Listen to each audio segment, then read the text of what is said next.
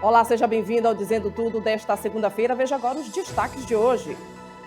Nova greve de ônibus em São Luís. Presidente do sindicato dá prazo de 72 horas para empresários pagarem trabalhadores. Caixas eletrônicos de agência bancária são quebrados na Avenida dos Holandeses. Mulher agredida por homem em pleno Dia da Mulher em Pinheiro. E mais, Maranhão registra 13 prisões por violência contra a mulher durante a Operação Alerta Lilás da Polícia Rodoviária Federal. Tudo isso e mais, agora no Dizendo Tudo, que já está no ar.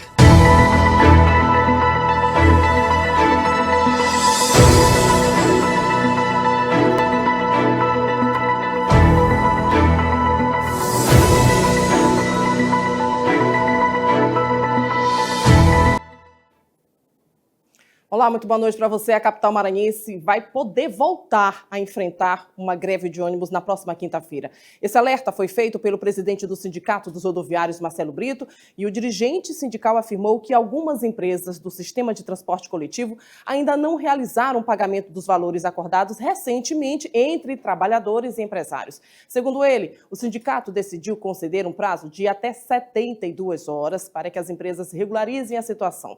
Caso o pagamento não seja feito dentro desse período, a categoria vai poder iniciar uma nova paralisação nas primeiras horas de quinta-feira. Aí você já sabe, né? Trânsito complicado, vários aplicativos aí concedendo valores altíssimos nas corridas e a gente aqui pagando a conta. A gente vai acompanhar agora o que disse o presidente do Sindicato dos Rodoviários, Marcelo Brito. Bem, pessoal, bom dia a todos e a todas. É Marcelo Brito, presidente do Sindicato Rodoviário, tá? Nós estamos aqui informando a vocês da situação que nós estamos passando. Sexta-feira era para as empresas pagar. Algumas pagaram os trabalhadores sem aumento, outras nem pagaram, tá? Nem pagaram. Pegamos a informação com os trabalhadores, tá? Conforme foi determinado no tribunal, conforme também é a nossa convenção. Então, por isso, nós estamos aqui informando tanto os usuários, a autoridade, tá? De transporte e os órgãos competentes. O descumprimento que essas empresas vêm fazendo. Então aqui eu estou despachando o ofício de 72 horas, tá? Para nós fazer a nossa paralisação. 72 horas reivindicando aquilo que nós temos direito. Não queremos nada mais, só aquilo que nós temos direito e foi determinado. Então dá tempo muito para eles sentar e rever a situação dos trabalhadores sem prejudicar ambas as partes. Muito obrigado a todos e a todas. E a gente vai aguardar, né? E o Maranhão registrou 13 prisões de foragidos da Justiça por crimes relacionados à violência contra a mulher durante a Operação Alerta Lilás, realizado pela Polícia Rodoviária Federal. Uma ação que aconteceu entre 9 de fevereiro e 5 de março e integrou mobilizações em alusão ao Dia Internacional da Mulher, celebrado ontem, dia 8 de março. De acordo com a PRF, os mandados cumpridos no Estado envolvem 7 casos de não pagamento de pensão alimentícia, 3 de estupro de vulnerável, 2 por descumprimento de medidas previstas na Lei Maria da Penha e por perseguição. Um dos casos de maior destaque aconteceu no domingo de carnaval, na BR-135 aqui em São Luís, durante uma fiscalização de rotina. Os policiais rodoviários federais abordaram uma motocicleta que trafegava de forma irregular. Ao consultar o sistema de segurança, a equipe identificou mandado de prisão definitiva por estupro de vulnerável. E uma mulher foi agredida por um homem em plena luz do dia no bairro Sítio Bar, em Pinheiro, na cidade da Baixada Maranhense. Isso aconteceu ontem, data em que é celebrado o Dia Internacional da Mulher. Toda a agressão foi registrada por moradores que estavam no local. O nome da vítima, do agressor, não foram divulgados. Nas imagens, a vítima aparece conversando com um grupo de pessoas próximo ao bar. O homem se aproxima, dá 2 tapas nela e, após as agressões, a mulher cai ao chão. Em seguida, um outro homem afasta o agressor, a vítima permanece caída, aparentemente estar desorientada.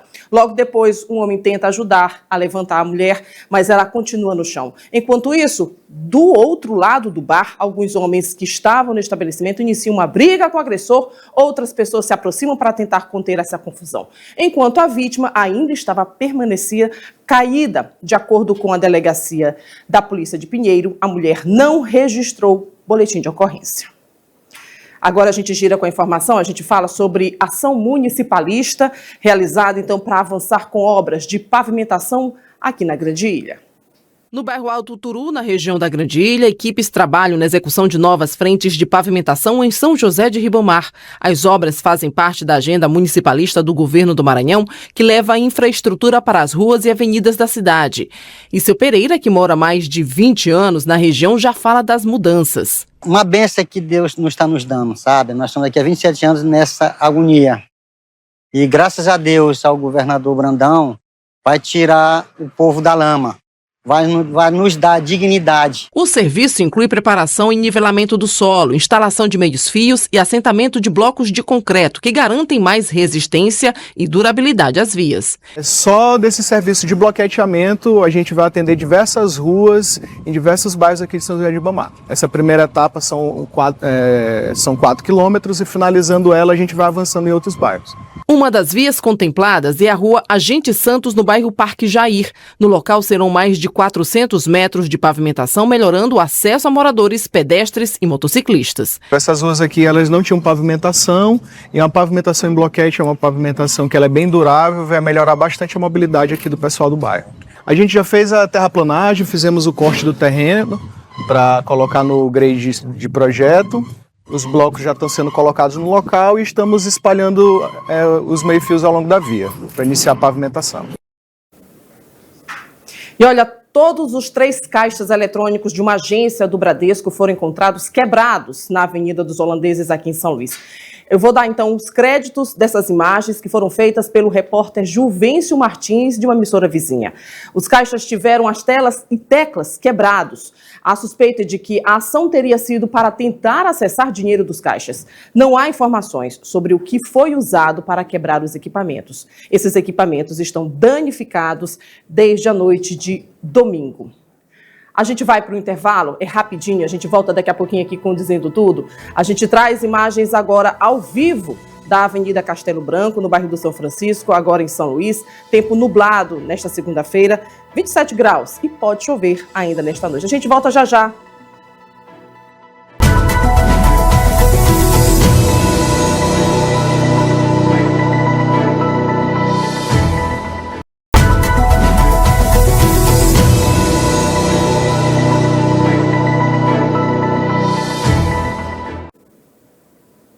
De volta com Dizendo Tudo, são 6h18. O Ministério Público Federal expediu 2 recomendações ao prefeito de Alcântara, Nivaldo Araújo, e à secretária municipal de Educação, Neidilene Castro, para que adotem medidas que garantam a regularização da alimentação escolar oferecida nas escolas públicas daquele município. Os destinatários têm um prazo de 15 dias úteis para se manifestar se acatam as recomendações e 30 dias para informar as providências adotadas.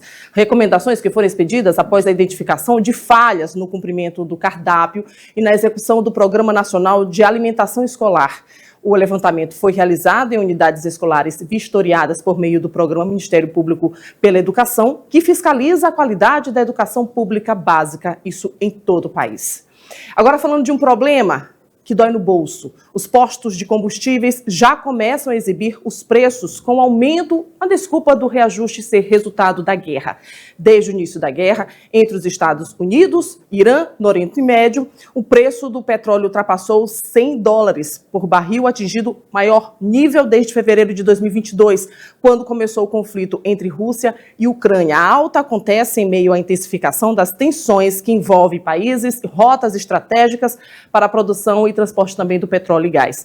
O fechamento, então, do estreito e uma das principais vias globais do escoamento das commodities elevou o temor de restrições na oferta mundial e diversos produtos e derivados. E a gente já sente aqui esse reajuste. São postos em várias regiões aqui da capital São Luís, no Anil, no centro, e vai vir mais, viu? A gente gira com a informação e falando agora do calendário aberto para capacitações agora em 2026 com uma palestra sobre detecção de fraudes. Gestores e servidores públicos participaram de uma palestra sobre detecção de fraudes e responsabilização na administração pública. O evento marcou a abertura do calendário de capacitações de 2026 da Secretaria de Transparência e Controle. Trouxemos aqui o Fabiano Maia para falar com a gente aqui, que ele que é diretor de operações especiais da CGU, para falar sobre os percursos da detecção de fraudes, né, e as responsabilidades de cada parte, né, nesse processo de detecção de fraudes. A iniciativa reuniu profissionais que atuam nas áreas de controle, auditoria, correição e integridade para discutir estratégias de prevenção e enfrentamento às irregularidades no setor público. Durante a palestra foram apresentados conceitos, dados e práticas utilizadas para identificar fraudes e fortalecer os mecanismos de responsabilização dentro da gestão pública. Esse evento aqui visa fundamentalmente reunir o maior número de pessoas possível para discutir, debater e estudar técnicas, caminhos para identificar essa fraude a tempo e a modo e responsabilizá-la de forma adequada.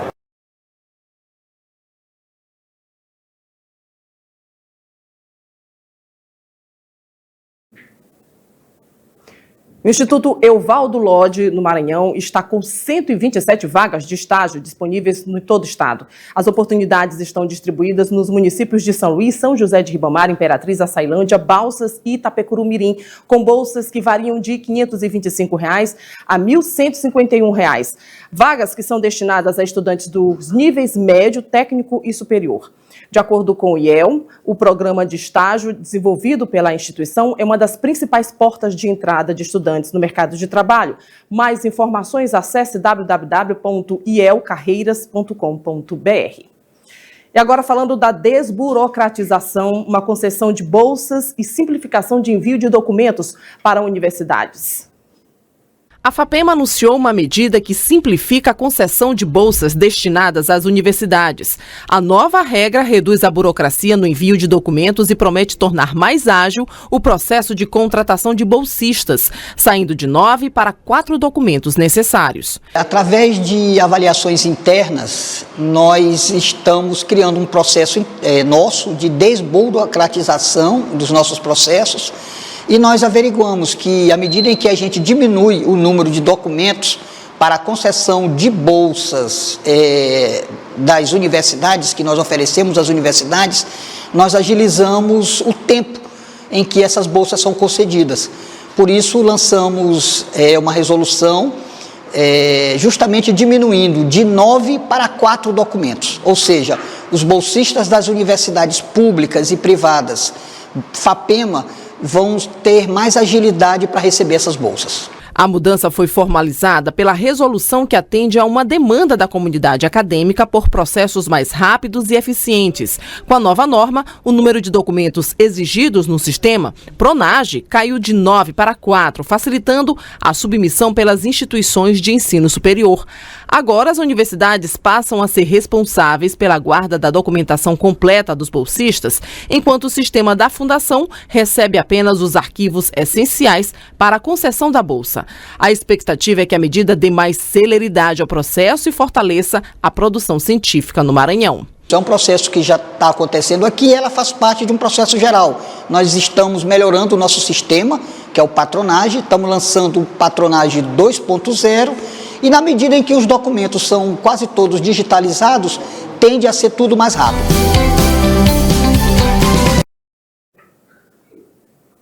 Agora a gente fala de uma reportagem sobre orientações voltadas a relacionamentos abusivos. Como identificar? No contexto do Dia Internacional da Mulher, celebrado neste domingo, especialistas chamam a atenção para um comportamento que ainda aparece em muitos relacionamentos: o sentimento de posse. Atitudes como ciúme excessivo, controle sobre amizades ou tentativa de limitar escolhas da mulher podem ser sinais de uma relação abusiva, embora muitas vezes sejam confundidas com cuidado ou demonstração de amor. A psicóloga Caroline Oliveira, especialista em análise do comportamento, explica que as mulheres devem ficar atentas a esses sinais que podem indicar uma relação abusiva. É importante analisar quando ele está ali tendo controle sobre você. Como seria esse controle? Controlando sua forma de vestir, controlando com quem você fala, controlando suas mensagens, evitando visitas de familiares e até mesmo que você vá até essas visitas.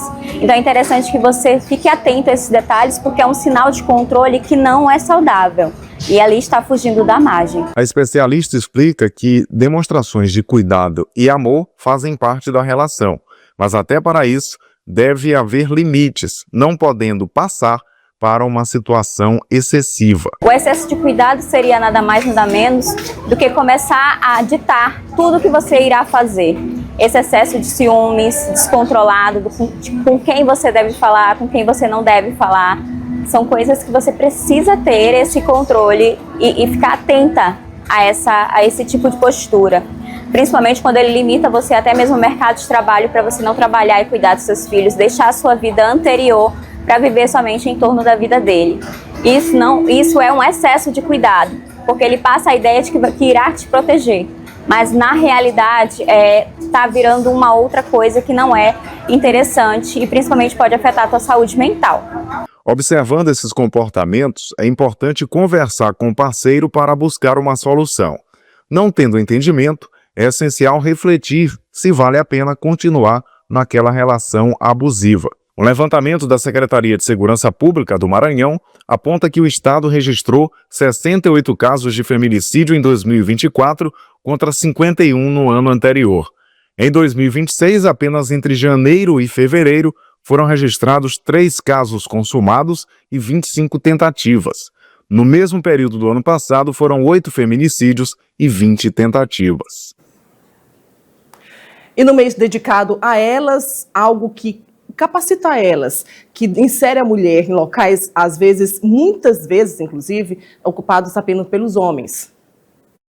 O programa Maranhão Capacita Elas segue levando qualificação profissional e novas oportunidades para as mulheres no estado. A iniciativa é um grande exemplo do que vem dando certo entre as políticas e as ações para as mulheres e é reforçado neste período em alusão ao Dia Internacional da Mulher. O governo do estado entende que a gente precisa gerar renda para as nossas mulheres e inserir essas mulheres no mercado de trabalho. Então é essencial que elas sejam capacitadas. E nós temos 3 áreas prioritárias dentro desse programa: a área da gastronomia, a área da beleza e a área da construção civil. A gente também entrega os kits, que são as ferramentas de trabalho para essas mulheres. E elas podem também, durante a capacitação, a gente fala para elas sobre o programa do governo do estado, que é o Juro Zero, onde o banco oferece uma linha de crédito para a mulher e o juro desse crédito, quem paga é o governo do estado do Maranhão. A ação oferece cursos gratuitos em diversas áreas de conhecimento, com formações voltadas para as atividades de alta demanda no mercado de trabalho. Entre as capacitações estão cursos de depilação, técnicas de gastronomia, além de manicure e pedicure, que incentivam o empreendedorismo e a geração de renda. E como disse a Cristiane, significa bem mais do que capacitação. O que eu percebi, primeiro, foi a autoestima das meninas. Elas se sentiram mais capazes, elas foram capacitadas e eu lembro que eu via a professora em turma assim, motivando elas para que elas se tornassem cada vez mais profissionais. E isso foi assim o que me fez brilhar os olhos pelo projeto, sabe? Me encantou a forma delas falarem com as meninas, fazer elas entenderem que elas eram capazes e que o que elas iam fazer, o trabalho que elas iam fazer, que no caso era a área de pintura, ia ser determinante para o futuro delas, para a família delas. E assim foi muito especial, foi muito bom de ver. Com centenas de qualificações já realizadas, o Maranhão Capacita Elas se consolida como uma política pública permanente voltada ao fortalecimento da independência financeira das mulheres e ampliação de oportunidades no mercado de trabalho. Eu sempre tive vontade de pintar, porque eu sou de uma família de pintores, entendeu? E quando chegou um dia, eu abro a mensagem do Neduc e tinha lá curso de pintora. Eu disse, eu vou fazer. Aí o que acontece? Aí eu mandei uma mensagem pro meu tio, que é muito machista. Aí eu disse assim, o senhor não quis me ensinar, mas apareceu a minha oportunidade. Ele disse, de quê? De ser pintora. Ele, tu dá conta? Dou conta sim. E o que mudou para mim? Tudo. Como a Cris já disse, né? Só vendo a professora incentivar, e as mulheres mesmo trabalhando, e os homens passando na hora do curso e vendo uma turma de mulher, isso dá muito gosto da gente ver eles vendo a gente fazer o que eles faziam e pensavam que a gente não dava conta de fazer.